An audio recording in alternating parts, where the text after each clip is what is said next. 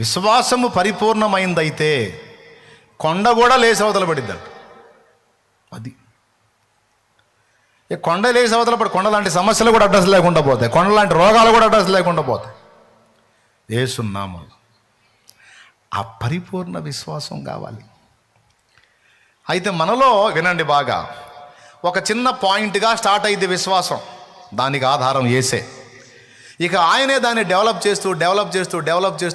చేస్తూ ఒకనాటికి దాన్ని పరిపూర్ణ విశ్వాసంగా మారుస్తాడు. విశ్వాసానికి కర్త, కొనసాగించువాడు, వృద్ధి పొందించువాడు ఆయన.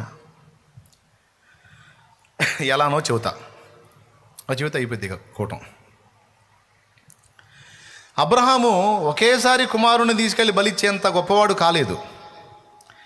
దేవుడు అబ్రహాము యొక్క విశ్వాసాన్ని ఎదిగించుకుంటూ డెవలప్ చేసుకుంటూ అంతటి సాహసానికి పూనుకునే స్థాయికి దేవుడే తెచ్చాడు. అది గొప్ప విషయం. ఎట్లనో చెప్తా.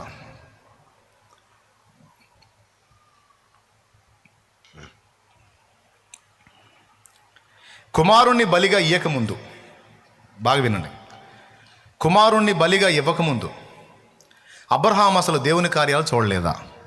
చూశాడా? చూడలేదా? ఎక్కడెక్కడ చూశాడు మీరు చెప్పాలి.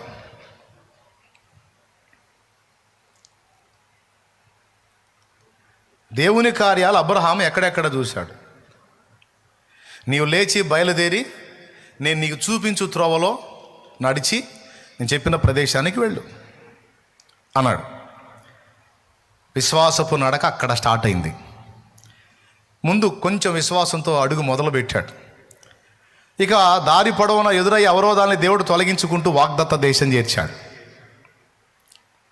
చూడు, తన దైనందిన జీవితంలో డైలీ లైఫ్లో కొన్ని కార్యాలను చూస్తూ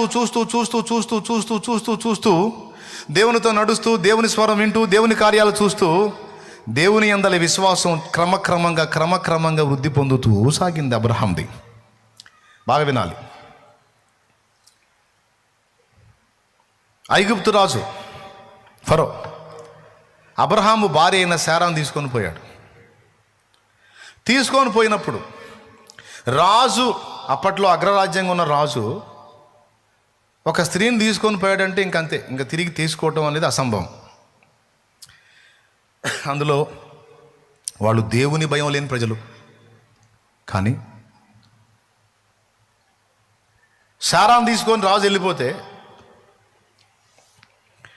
అబ్రహాం మోకాళ్ళను దేవుని వైపు చూశాడు. నువ్వు వెళ్ళమన్నావు, వచ్చాను, కాకపోతే కనాన్లో ఉండమంటే ఐగుప్తుకు వచ్చాను, కరువుకు భయపడి. ఈ దుర్మార్గుడు నా భార్యని చెరగొన్నాడు, నా పరిస్థితి. ప్రార్థన చేశాడు, దేవుడు ఆలకించాడు, ఫరోతో మాట్లాడాడు, శారాన్ని తీసుకొచ్చి అబ్రహాంకి ఇప్పించాడు. ఒక కార్యం. ఆ తర్వాత మరొక కార్యం. 75 ఏళ్ళప్పుడు దర్శనమిచ్చి, ఎవరికి? అబ్రహాంకి 75 ఏళ్ళ వయసు ఉన్నప్పుడు దర్శనమిచ్చి నేను నీకు సంతానం ఇస్తానని వాగ్దానం చేశాను. 24 సంవత్సరాలైనా సంతానం ఇలా. ఈలోపు అప్పటికే ఆయన భార్య గొడ్రాలు. ఇక 75 కాస్త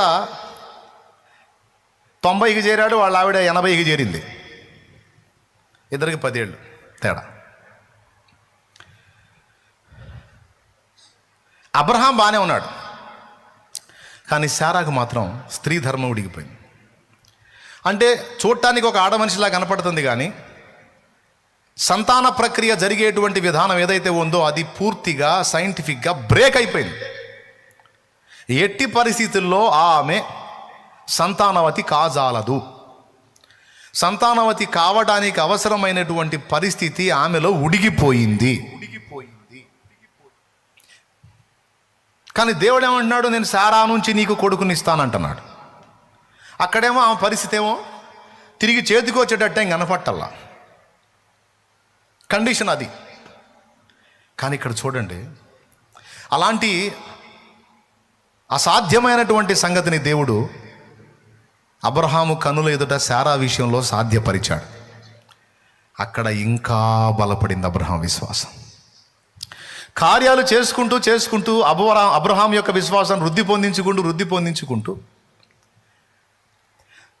అసాధ్యం అనుకున్న శారా గర్భమును దేవుడు ముట్టి కొడుకునిచ్చాడు. నీ కొడుకు పుడతాడు అంటే శారా నవ్వింది, నీకు కొడుకు పుడతాడంటే అబ్రహాం నవ్వాడు. నిజంగా 90 ఏళ్ల శారా కొడుకు పుట్టాడంటే లోకం నవ్వింది. అందుకని పుట్టినోడి పేరు నవ్వు అని పెట్టారు. దేవునికి స్తోత్రం. పుట్టినోడి పేరు ఏం పెట్టారు? నవ్వు అని పెట్టారు. ఎందుకు వాళ్ళ పేర్లు ఎందుకు పెడతారు తెలుసా? దేవుని కార్యాలు మర్చిపోకుండా, దేవుని కార్యాలు మర్చిపోకుండా పెట్టుకుంటారంటే పేర్లు. ఆ పేర్లలో అది మెన్షన్ చేస్తారు. ఇసాకు అని మనం ఇసాక్ అని అంటున్నాం. ఇసాక్ అంటే ఏందో మనకు తెలీదు. అదే శారా అబ్రహాం మన ఊర్లో ఉన్నారనుకో, వాడిని ఏమని పిలిచేవాళ్ళు తెలుసా? అబ్బాయి నవ్వు, నవ్వు ఎక్కడున్నారా? వాళ్ళ భాషలో ఇసాకుని పిలుస్తుంది అదే వాళ్ళ నవ్వు. దేవుడు కూడా ఏం చెప్పుకున్నాడు తెలుసా? వాళ్ళ పేర్లకు మీనింగ్తో చెబుతా దేవుడు. నేను అబ్రహాము దేవుణ్ణి అంటే జనములకు తండ్రి అయిన వాని దేవుణ్ణి. రెండవది నవ్వుకు స్తోత్రం చెప్పండి. నవ్వుకు దేవుడు అని ఆయన చూసి మీరు 7 మోకాలు వేసుకొని ఉంటారు ఏంటండి? ఆయన ఎవరికి దేవుడు? జనములకు తండ్రి అయిన వానికి దేవుడు. రెండవది నవ్వుకు దేవుడు, నవ్వు దేవుడు. మూడవది యాకోబు మోసగాని దేవుడు. అదే అబ్రహాం ఇస్సాకులు ఈ ఊర్లో ఉంటే వాళ్ళ పిల్లగాడిని ఏం పిలుచుకునేవాళ్ళు తెలుసా? అబ్బాయి నవ్వు, ఎక్కడున్నారా నవ్వు? ఎన్ని పేర్లు లేవండి, నవ్వేందండి నవ్వు? ఎన్ని పేర్లు లేవండి. మీకు ఎంతకు మాత్రం ఆలస్యంగా కొడుకు పుడితే, అసాధ్యమైన రీతిలో పుడితే నవ్వా? వారి పిచ్చోడా, దేవుని కార్యాలు మర్చిపోకూడదు. 17లో నా భర్త నవ్వాడు, ఆదికాండం 17లో. ఆదికాండం 18లో నేను నవ్వా. మాకు ఈ వయసులో బిడ్డ పుట్టాడంటే జనం నవ్వారు. ఇంతమందికి నవ్వు పుట్టించిన దేవుని కార్యం మర్చిపోతే ఎట్లా? అందుకని నా కొడుకుని పేరు పెట్టి పిలిచినప్పుడల్లా నా దేవుడిచ్చిన మాట గుర్తొచ్చింది. నేను నీకు కుమారుని ఇస్తాను, వానికి నవ్వు అనే పేరు పెడతావు.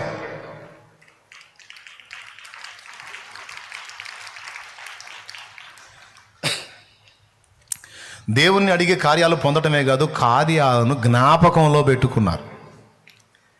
విశ్వాసం ఒక్కసారిగా డెవలప్ కాల, వృద్ధి పొందించాడు దేవుడు. ఒక్కొక్క కార్యం చేసుకుంటా ఆయన మీద ఆనుకోవటానికి సాక్ష్యము లేకుండా చేయలేదు.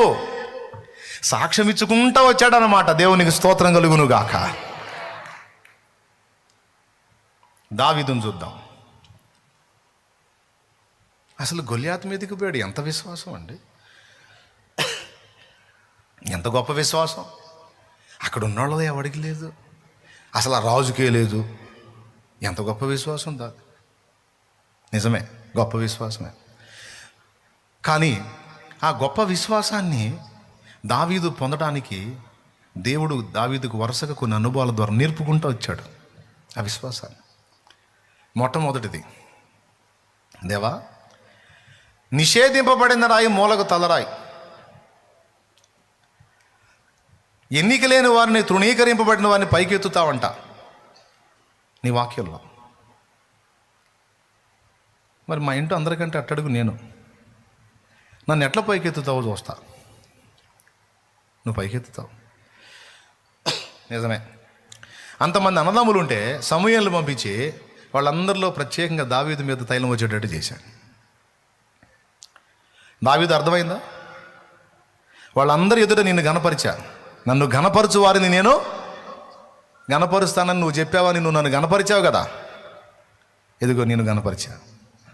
అర్థమైందయ్యా. అప్పుడేమో నమ్మాను, మాట విని నమ్మాను, వినుట వల్ల వచ్చిన విశ్వాసం. ఇప్పుడు ఇది నాకు చూచుట ద్వారా అనుభవ పాఠమైంది. అర్థమైతే స్తోత్రం చెప్పండి.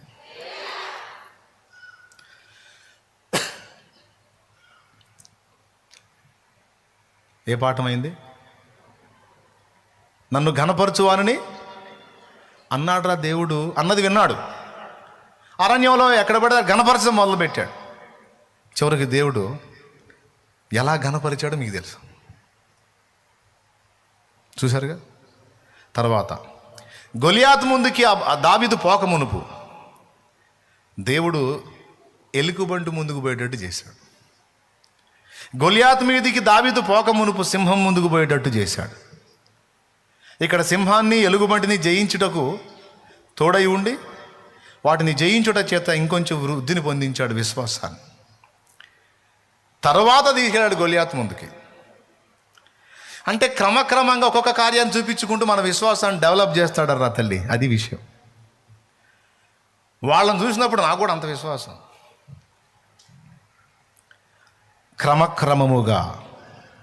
క్రమక్రమముగా మన విశ్వాసాన్ని వృద్ధి పొందిస్తాడు. మన గుండెల్లో ఆశ ఉంటే ఒక్కొక్క కార్యాన్ని చూపించినప్పుడు జ్ఞాపకంలో పెట్టుకోవాలి. భక్తులు జ్ఞాపకంలో పెట్టుకున్నారు. సౌలు ద్వారా దేవుడు శూర కార్యాలు జరిగించాడా లేదా? సౌలు ద్వారా దేవుడు శూర కార్యాలు జరిగించాడా లేదా? జరిగించాడు. కానీ దావీదు ఎత్తినట్టు సౌలు ఎత్తలేకపోయాయి కదా. గొలియాతు విషయంలో వాళ్ళిద్దరికి డిస్కషన్ వచ్చినప్పుడు దావీదు ఏం గుర్తు చేశాడు? సార్, మీరు బాలుణ్ణి గొర్రెలు కాసివాడు అంటున్నారు, వాడు పెద్దోడు మంచి ట్రైనర్ అంటున్నారు. నాకు సింహం ఎదురైంది సార్, చంపాను, దేవుడు శక్తినిచ్చాడు. ఎలుగుబంటి ఎదురైంది, చంపాను, శక్తినిచ్చాడు. సింహము నోట నుండి ఎలుగుబంటి నోట నుండి నన్ను కాపాడిన దేవుడు ఈ ఫిలిస్తీన్ విషయంలో కూడా నాకు తోడై ఉంటాడు. హల్లెలూయా. ఈ మాటని సౌలు ఎత్తలేకపోయాయి కదా. ఈ విషయం సౌలు గుర్తుపెట్టుకోలేకపోయాయి కదా. విశ్వాసం మంది ఎవరు బలహీనలై ఉంటారంటే ప్రభువు చేసిన కార్యాలను మర్చిపోయిన వాళ్ళు. స్తోత్రం చెప్పు గట్టిగా. విశ్వాసం మంది ఎవరు వృద్ధి పొందుతారంటే దేవుని కార్యాలను తరచుగా ధ్యానించుకొని గుర్తుపెట్టుకొని ఇంకా కార్యాలకు పూనుకు మర్చిపోయినోడు గుడారంలో కూర్చుంటాడు.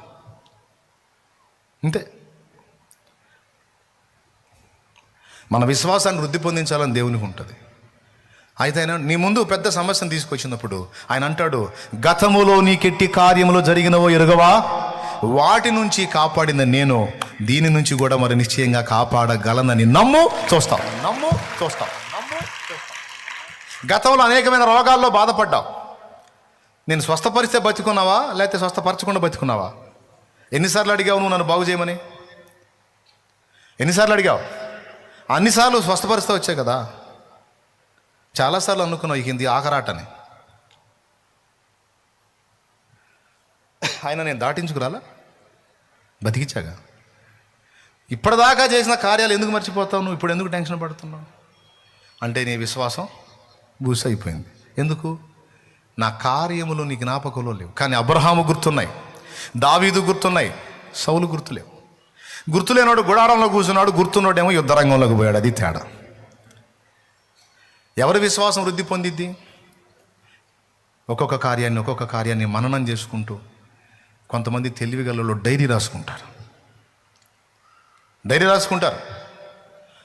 మళ్ళీ మధ్యలో ఆ డైరీ ఓపెన్ చేసి చూసుకుంటారు. ఇన్ని కార్యాలు చేశావు యేసయ్యా, ఇన్ని చేసినాడు ఇది చెయ్యవా?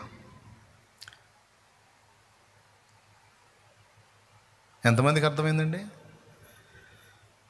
ఎట్లా నేర్పుతాడు విశ్వాసం? క్రమక్రమంగా. ఇప్పుడు అబ్రహాం ధైర్యం ఏం తెలుసా? అసలు పిల్లలు పుట్టడానికి ఛాన్సే లేని నా భార్యకి ఈ కొడుకును పుట్టించిన దేవుడు వాడిని ఒకవేళ వాడు చచ్చిపోతే తిరిగి బతికించలేడా?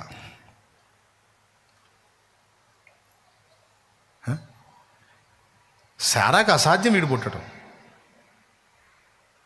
కానీ ఇచ్చాడే.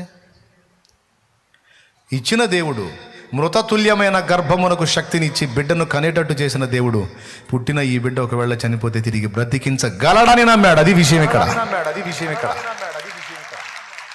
నేను బలిస్తా, ఒకవేళ ఆపితే ఆపాడు, లేకపోతే తీసుకున్నాడు అనుకో, తిరిగి బ్రతికించి మళ్ళీ నా కొడుకు నాకు ఇచ్చే కొండ దించుతాడు. అందుకే పనోళ్ళకి చెప్పాడు.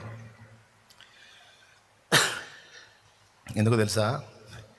రే, నేను నమ్మినోడిని నేను ఎరుగుదును.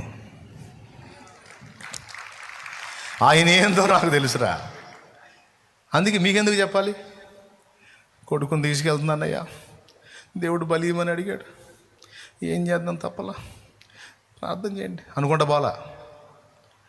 నేను తీసుకెళ్ళి ఇచ్చినా తిరిగాడిని బతికించి నాకు అప్పచెప్పి నన్ను దీవించి పంపగల సమర్థుడు నా దేవుడు నాకు తెలుసా సంగతి నేను ఎరుగుదునో. ఆయన అందుకే చెప్పాను, ఎరుగున కొలది ఆయనని ఎరుగున కొలది విశ్వాసం వృద్ధి పొందిద్ది. ఆయన అట్లా అంత బలమైనటువంటి విశ్వాసం అబ్రహాం పొందడానికి వరుసగా జరిగిన కార్యాల జ్ఞాపకాలు అబ్రహాముని ప్రోత్సహించాయి. దేవుడే అబ్రహాముకు విశ్వాసాన్ని నేర్పాడు, వృద్ధి పొందించాడు. ఈరోజు ఇప్పటికే కొన్ని కార్యాలు చూశారు మీరు. కొంతమంది ఇంకా చూడలేదనుకోండి, ఇక చూస్తారు. ఆమేన్. ఇదన్నా నమ్ముతారా? ఏమో, చూస్తారు అంతే. ఆయన వస్త్రపు చెంగు ముడితే చాలు బతికిపోతాను అనుకుంది. విశ్వాసం ముట్టింది, స్వస్థత. 12 ఏళ్ల జబ్బు ఖతం.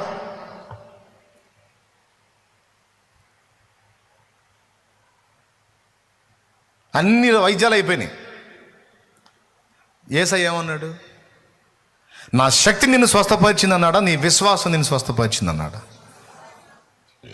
అంత విశ్వాసం ఆమెకి ఎట్టొచ్చింది? ఎందరో రోగుల్ని స్వస్థపరిచిన ఉదంతం చెవులో విన్నది. ఓకే, ఫస్ట్ వినుట ద్వారా కొంత విశ్వాసం ఏర్పడితే, వినుట ద్వారా ఏర్పడిన విశ్వాసం క్రియలో చూసినప్పుడు ఇంకా వృద్ధి పొందిద్ది.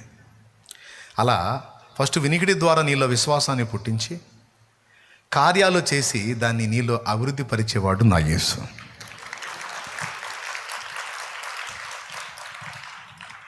ఇది అర్థమైతే ప్రభు కార్యాలను నీకు నువ్వు జ్ఞాపకం చేసుకోకుండా ఉండలేవు. అందుకే ఆయన ఏం చేశాడు తెలుసా? ఇశ్రాయేలు మర్చిపోతారని తెలుసు, అందుకే జ్ఞాపకార్థముగా గ్రంథము రాయమన్నాడు. ఎందుకు?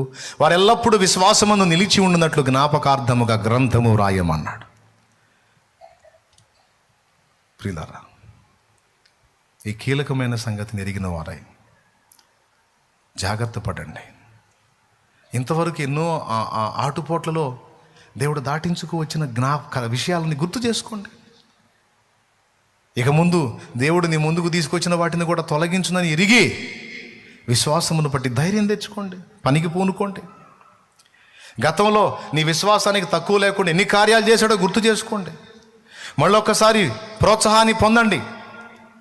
కొంచెం కార్యం చేశాడు, ఇంకొంచెం గొప్పదానికి ప్రయత్నం చేయి, తోడై ఉంటాడు. ఇంకొంచెం గొప్పదానికి ప్రయత్నం చేయి, విశ్వాసం వృద్ధి పొందుతూ ఉంటుంది. గొప్ప కార్యాలు చివరికి ఒక డాట్తో స్టార్ట్ అయిన కార్యాలు ఎదిగి ఎదిగి ఎదిగి ఎదిగి ఎదిగి ఎదిగి ఎదిగి ఎదిగి ఎదిగి కొండలను కూడా కదిలించేంత గొప్ప విశ్వాసపు శక్తి గలవాడు గలదా ఈ విషయం. సేవకులకు అర్థమైందో లేదో మరి క్లియర్గా అదండి రహస్యం. నేర్పుతాడు దేవుడు. శద్రకు, మేషకు, అబేద్నెగోలు, దానియేలు సింహాల గుహలోనికి అగ్నిగుండంలోకి వెళ్ళక ముందు రాజభోజనం మాకు వద్దన్న దగ్గర కార్యం చూశారు.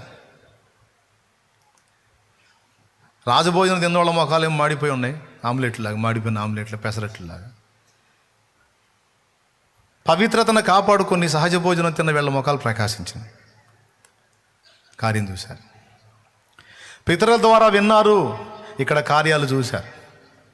రాజు కల వచ్చింది, భావం తెలియదు, కళ కూడా మర్చిపోయాడు. కళ చెప్పాలి, భావం చెప్పాలి. దానియేలుకు బయలుపరిచాడు రెండవ కార్యం. మరి ఇన్ని కార్యాలు చూసిన వాళ్ళు ఇక సింహాల గుహకు భయపడతారా, అగ్నిగుండానికి భయపడతారా? చెప్పవయ్యా. అందుకే తెల్లారి ఏం జరిగిందో తెలియదు పేతురికి. తలకాయ నరుగుతారో, ఉరేస్తారో, సింహాల ముందుకేస్తారో తెలియదు. కానీ సైనికులు మధ్యలో పండుకొని గురకబెట్టి నిద్రపోదు శుభ్రంగా. తెల్లారి శిక్ష పడిద్దని తెలిసి ఈ రాత్రి ఎవరికైనా నిద్ర పట్టింది? నీకు ఫలానా జబ్బు అని కన్ఫామ్ చేస్తే ఇప్పుడు నుంచే తిండి మానుకుంటామే. ఎప్పుడో సందకాడ తెచ్చే దానికి సగం పొద్దుగా సిద్ధమవుతామే దిగులేసుకొని. రేపు తెల్లారితే ఏం జరిగిందో తెలియదు. నిద్రట్ట పట్టింది ఆ పేతురు నీకంటే ఏం చెబుతాడు? ఆయన ఏందో నాకు ఎవరు ఎవరు? వెంకట సుబ్బయ్య. సరిగ్గా చెప్పండి, గట్టి చెప్పండి.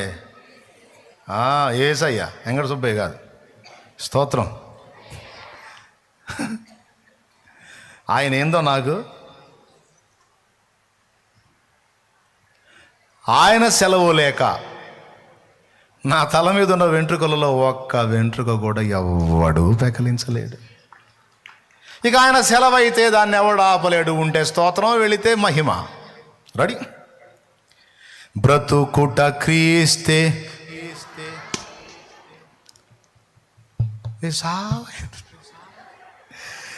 గట్టిగా పాడండి. బ్రతుకుట క్రీస్తే చావైన, బ్రతుకుట క్రీస్తే చావైన మేలే, క్రీస్తుకు హత సాక్షిగా మారెనా, సౌలు వలె సాగేదా నే సాగేదా యేసునితో నా జీవిత కాలమంతా. దేవునికి మహిమ. దేవుని తొల్లిటి కృపాతిశయములను గుర్తు చేసుకో, మర్చిపోవద్దు. కలవరం లేదు వాళ్ళకి. ఎందుకు? ఎరుగుదురు. శిరచ్ఛేదాన్ని తీసుకెళ్ళిన కలవరం లేదు. కత్తి చేత చంపించడానికి తీసుకెళ్ళిన కలవరం లేదు. దేవుని కోసం ఏమైపోవటానికైనా సిద్ధమయ్యారు. ఎందుకు? అంత విశ్వాసం ఉంది వాళ్ళు. ఎలా వచ్చింది? విన్నారు, చూశారు, వృద్ధి పొందింది, అది పరిపూర్ణమైంది. ఈరోజు కలవరంలో బతుకుతున్నారంటే విశ్వాసులారా, ఎంత ఉంది విశ్వాసం? ఏ పరిమాణంలో ఉంది? పరిపూర్ణ ఆవగింజంత పరిపూర్ణం లేదు, కొంచెం ఉంది. ప్రార్థన చేయి, కూర్చొని గుర్తు చేసుకో ఎన్ని కార్యాలు చేశాడో. ఇదే ఫస్ట్ టైమా? అట్లయితే ప్రార్థించు. ఈరోజు నీ దాసుడు చెప్పగా విన్నాను, ఇన్ని కార్యాలు చేసినట్టు నాకు చేస్తా. నేను విశ్వసిస్తున్నా. ఇదిగో మొదటి అడిగేస్తున్నా, నీ కార్యం నేను చూడాలి చేస్తున్నామో తండ్రి. ఆమేన్. అది రోగమైన, సమస్య అయినా, ఆపులైనా, ఆత్మీయ విషయాల్లో అయినా, ఎందులో అయినా. సీనియర్స్ అయితే గతాన్ని గుర్తు చేసుకోండి. ప్రభు కార్యాలు రాసుకో, కొంచెం మైండ్ పెట్టి. సిగ్గొచ్చిద్దప్పుడన్నా ఇన్ని చేశాడు రాసుకో. అసలు ఎన్ని చేశాడో మొత్తం గుర్తుపెట్టుకొని రాసుకో. అప్పుడు సిగ్గొచ్చింది నీకు. అన్నీ రాసుకున్న తర్వాత ఈ మాట కూడా రాసుకో, ఇన్ని చేసిన నేను ఇప్పుడు వదిలేస్తానా, కింద యేసు అని రాసుకో. అప్పుడు సిగ్గొచ్చింది. అప్పుడున్న విశ్వాసం వృద్ధి పొందింది. అంతే కదండి. క్యాన్సర్ జబ్బు తగ్గిద్దా? క్యాన్సర్ క్యాన్సిల్ అంటారు. ఎంతమందికి తగ్గింది? ఎంతమంది రిపోర్ట్స్ నార్మల్ వచ్చింది? HIV positive negative అయిద్దా?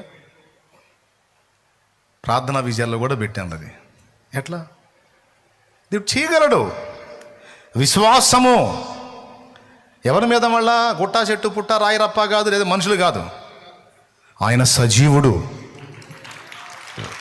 ఆయన మన దేహాన్ని నిర్మించినవాడు. ఆయన సర్వశక్తి గల దేవుడు. రోగులారా, మీ విశ్వాసము బలము పొందినట్లు పరిశుద్ధ బైబిల్ గ్రంథంలో యేసు చేసిన కార్యములు చదువు. పాల్ యాంగిచో అనే దైవజనుడు 2 ఊపిరితిత్తులు చెడిపోయి 19 ఏళ్ల ప్రాయములో చావుకు సిద్ధమయ్యాడు. డాక్టర్లు తేల్చేశారు, అతని నోటి వెంట, ముక్కుల వెంట రక్తం పడుతుంది. డాక్టర్లు తేల్చేశారు, అతను చనిపోతాడు. అది క్షయవ్యాధి, అంటువ్యాధి. ఊపిరితిత్తులు కుళ్ళిపోయాయి, బ్రతకడు. గదిలో ఉంచండి, ప్లేటు గ్లాసు వేరుగా పెట్టండి, లేకపోతే మీకు కూడా వచ్చింది చెప్పారు. 19 ఏళ్ళ కుర్రవాడు. జబ్బేమో కానీ సొంత కుటుంబ సభ్యులు వెలిగా పెడితే తట్టుకోలేకపోయాడు.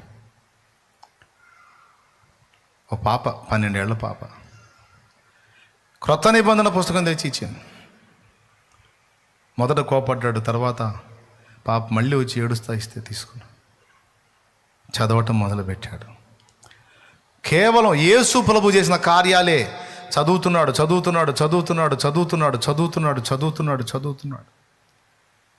ఆయన చేసిన కార్యాలు, సూచక్రియలు, మహత్కార్యాలు, అద్భుతములు అన్నీ అయ్యే మళ్ళీ చదువుతా ఉన్నాడు. ఇక అదే మందు. లేవటం యేసయ్య కార్యాలు చదవటం, కొంచెం తినటం యేసయ్య కార్యాలు, అయ్యే చదువుతా ఉన్నాడు. అతనిలో విశ్వాసము ఏర్పడింది. ఇంతమందికి ఇన్ని చేసిన వాడు నన్ను సహా స్వస్థపరచగలడు అని నమ్మాడు. మళ్ళీ చదువుతూ ఉన్నాడు. 2 మార్లు కంప్లీట్గా చదివాడు. ఇక 3వ మారుకి టెస్ట్ చేస్తే 2 ఊపిరితిత్తులు నార్మల్ రిపోర్ట్. రక్తం లేదు, ముక్కుల్లో రక్తం లేదు, నోట్లో రక్తం లేదు. ఆయన సాక్ష్యం చదవండి, భక్తుల సాక్ష్యాలు చదవండి, చదవాలి. మరి ఒట్టిగా జీవితాలు అంకితం చేసుకున్నారా ఏంది? ఒట్టిగా జీవితాలు అంకితం చేస్తున్నారా ఏదా మైండ్ పోయినోళ్ళలాగా? కార్యాలు చూసి, ఎన్నో కార్యాలు అనుభవించి ఎంతకాలం బతికాడు తెలుసా? 84 సంవత్సరాలు ఇంచుమించు జీవించి ఈ మధ్య కాలంలో ప్రభు దగ్గరికి వెళ్ళిపోయాడు. నిండు ఆయుష్కాలం బతికాడు. నిండు ముసలితనమందు నీవు పితరుల యొద్దకు చేర్చబడదు అన్న వాగ్దానం ఆయన దగ్గర నెరవేరింది. 19 ఏళ్ల ప్రాయంలో అయిపోవాల్సినోడు 2 కుళ్ళిపోయిన ఊపిరితిత్తుల్ని దేవుడు బాగు చేసి స్వస్థపరిస్తే ఆ ఊపిరితిత్తులు 84 ఏళ్ల పాటు రిపేర్ లేకుండా నడిచింది. ఇంకా ఉంచుతుండే కానీ ఇంకెందుకులే విశ్రాంతిలోకి వచ్చే కుమారుడా చాలా చేశామని పిలుచుకున్నాడు. ఇక్కడికంటే ఆడ బాగుంటుంది వచ్చే నాన్న అని తీసుకు. చూడండి, రోగులు, బలహీనులు, ఏ స్థితిలో ఉన్నవారైనా క్రొత్త నిబంధన క్రీస్తు కార్యాలను మొదట ధ్యానించండి. అప్పుడు మీలో విశ్వాసం ఏర్పడిద్ది. నూతన విశ్వాసులకు చెప్తున్నాను, నేను సీనియర్స్కి చెప్తున్నా, ప్రభువు నీకు ఎట్టి కార్యాలు చేశాడో గుర్తు రాసుకో. అప్పుడు నువ్వు ఇంకా గొప్ప విశ్వాసాన్ని కలిగి ఉండగలవు, గొప్ప కార్యాలు చూడగలవు. నీ విశ్వాసమే నిన్ను నీట నడిపించిద్ది, నీ అవిశ్వాసమే నిన్ను నీట ముంచిద్ది. లే,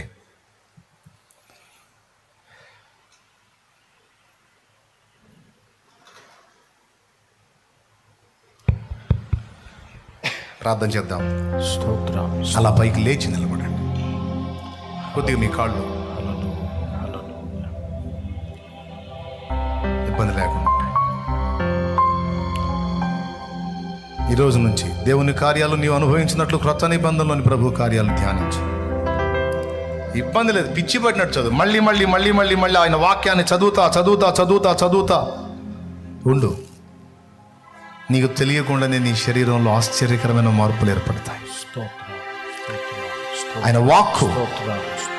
ఆయన వాక్కును పంపి వారిని బాగు చేశాను. ఆయన స్వస్థపరచు దేవుడు, బ్రతికించు దేవుడు, బాగు చేయు దేవుడు, బలపరచు దేవుడు. విశ్వాసి, పరిచారకుడు, సేవకుడు అన్న భేదం లేదు. దైవజనము కూడా ప్రభు కార్యాలు మర్చిపోతున్నాం, అదే నీ దరిద్రం. ప్రభు కార్యాలు మర్చిపోతున్నావు, అదే నీ ఆధ్యాత్మిక దారిద్ర్యం, నీ విశ్వాస దారిద్ర్యం. గుర్తు చేసుకో, కూర్చో, రాసుకో. అసలు ఎన్ని చేశాడు, ఎన్ని చేస్తాడు? ఇన్ని చేసిన వాడు ఇక ముందు అనుకున్న చేయడా? అల్ప విశ్వాసం. ఎందుకు సందేహపడుతూ అంటారు? నీకు విశ్వాసం లేదు కదా నాన్న, వృద్ధి పొందిద్దామంటే నువ్వు గతాన్ని మర్చిపోయేవాడివి కదరా, మర్చిపోయేదానివిగా. వాటిని జ్ఞాపకంలో పెట్టుకోగలిగితే వీటి కంటే ఎక్కువ గొప్ప కార్యాలు చూస్తావు. ఈరోజు ప్రార్థన చేయండి. నా విశ్వాసాన్ని వృద్ధి పొందించమన్నాడు, నా గతాన్ని గుర్తు చేయమన్నాడు. నూతన నిబంధన ప్రభు స్వస్థత కార్యాలు ధ్యానించండి.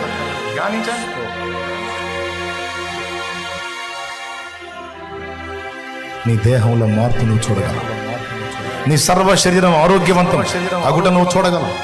అది ఏ జబ్బైనా, అది క్యాన్సర్ అయినా, HIV అయినా, hepatitis A, B, liver problem అయినా, ఊపిరితిత్తులు, కిడ్నీలో sugar, BP, paralysis, brain tumours, సర్వ శరీరం నరముల జబ్బులు, గుండె జబ్బులు, సర్వ శరీరం రోగములు. చచ్చినోళ్ళని లేపినోడికి ఏదో ఒక లెక్క. చదువు లేకపోతే చదివించుకొని వినో. అల్ప విశ్వాసమై ఉండదు. నీ విశ్వాసం వృద్ధి పొందాలి. దేవుని దగ్గర పొందుకోవడమే కదా, అవసరమైతే విశ్వాసమును బట్టి సమస్తం కోల్పోవటానికి కూడా సిద్ధమా. నీ విశ్వాసం బలం పొందినట్లు సిద్ధపడ. చూస్తావు దేవుని కార్యాలు, నీ సేవలో చూస్తావు, నీ కుటుంబంలో చూస్తావు, నువ్వు ఎదుర్కొన్న సమస్యల విషయంలో చూస్తావు, నీ శరీర రోగాల విషయంలో చూస్తావు, నీ సంతానం విషయంలో చూస్తావు, అద్భుతాలు చూస్తావు, ఆశ్చర్యాలు చూస్తావు. ఆయన ఆశ్చర్యకరుడైతే, ఆయన బాగు చేసే దేవుడైతే, ఆయన స్వస్థపరచు దేవుడైతే ఎందుకు కృంగిపోతున్నావు? ఇక నీకు అదే ఆహారం, వాక్యమే ఆహారం, వాక్యమే జీవం. చూడు, ప్రభు ఎట్టి కార్యములు చేసిన చూడు. బైబిల్లో చదువు, నీ జీవితంలో కూడా ఒకసారి చదువుకో. కృప మనకు తోడై ఉండునుగా.